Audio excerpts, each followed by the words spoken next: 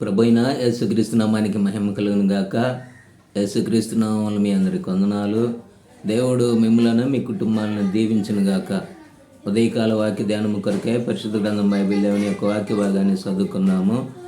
యోహాను రాసిన మొదటి పత్రిక 5వ అధ్యాయము 4వ వచనంని చదువుకుందాం. దేవుని మూలముగా పుట్టిన వారందరూ లోకమును జయించుదురు. లోకమును జయించిన విజయము మన విశ్వాసమే. దేవుని మూలముగా పుట్టిన వారందరూ లోకమును జయించెదరు.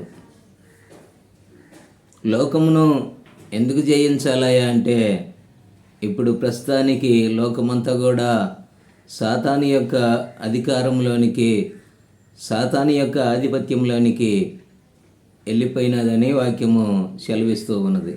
ఎందుకంటే మొట్టమొదట ఏదైనా తోటలో ఆ యొక్క మోసగించబడిన వధువు ద్వారా, ఆదాము యొక్క భార్య ద్వారా భూమి మీదకి పాపము వచ్చినది.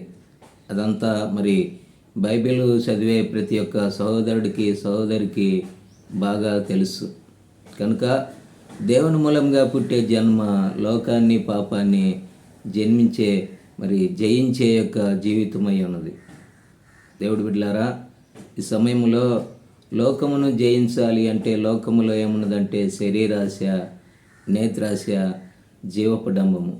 వీటన్నిటిని జయించాలి అంటే దేవుని మూలముగా మనం తప్పనిసరిగా జన్మించాలి. నిజంగా మన పితరుడైన నికోదేము కూడా మరి క్రొత్త జన్మ అనేది అర్థం కాల. అతను కూడా బోధకుడే, యూదులందరికీ కూడా బోధించినటువంటి వాడే. చివరికి వచ్చేళ్ళకే క్రొత్త జన్మ, తిరిగి జన్మించే జన్మ అనేది అర్థం కాల. ఈనాడు మన యొక్క జీవితంలో క్రొత్త జన్మ, నూతనత్వము, దేవుళ్ళో జన్మించే, వాక్యములో పుట్టే జన్మ అనేది చాలామందికి తెలియకపోవచ్చు. అయితే విశ్వాస క్రైస్తవ జీవితంలో ఇంకా పాపంలోనే ఉండి, ఇంకా మత సంబంధంగా, ఆచార సంబంధంగా, సిద్ధాంతపరంగాను నడుచుకుంటూ వాక్యంలో ఉన్నదాన్ని, సత్యాన్ని నమ్మకపోతే, మనము రేపటి రోజున మంది కాకపోతే ఈ యొక్క మాట్లాడే ఆత్మకి సావలేదు. కాబట్టి ఇది రెండు స్థలాల్లో ఉండాలి.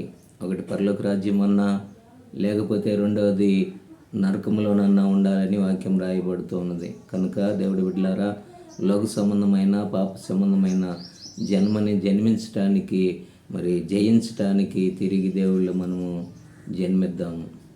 దేవుడు వాక్యాన్ని దీవించి బలపరచునుగాక. ప్రార్థన చేసుకుందాం. మహాపరిశుద్ధుడైన తండ్రి, సర్వశక్తిమంతుడా యేసుక్రీస్తు ప్రభువా, చదువుకున్న వాక్యం నీది ప్రభువా, ప్రజలం నీ వారమై ఉన్నాము. కనుక ప్రభువా, లోకమును జయించిన విశ్వాసమే మా విజయమై ఉన్నది. కాబట్టి లోకాన్ని జయించే జీవితము ప్రతి ఒక్క సహోదరుడికి సహోదరికి అనుగ్రహించి, అయ్యా మీరే వారిని ఆశీర్వదించి బలపరచమని మా ప్రభువైన యేసుక్రీస్తు నామములో ప్రార్థించి అడిగి వేడుకొనుచున్నాం మా తండ్రి. ఆమేన్. దేవుడి బిడ్డలారా, ఈ వీడియోను కూడా లైక్ చేయండి, షేర్ చేయండి, సబ్స్క్రైబర్లుగా మీరు మార్చబడండి.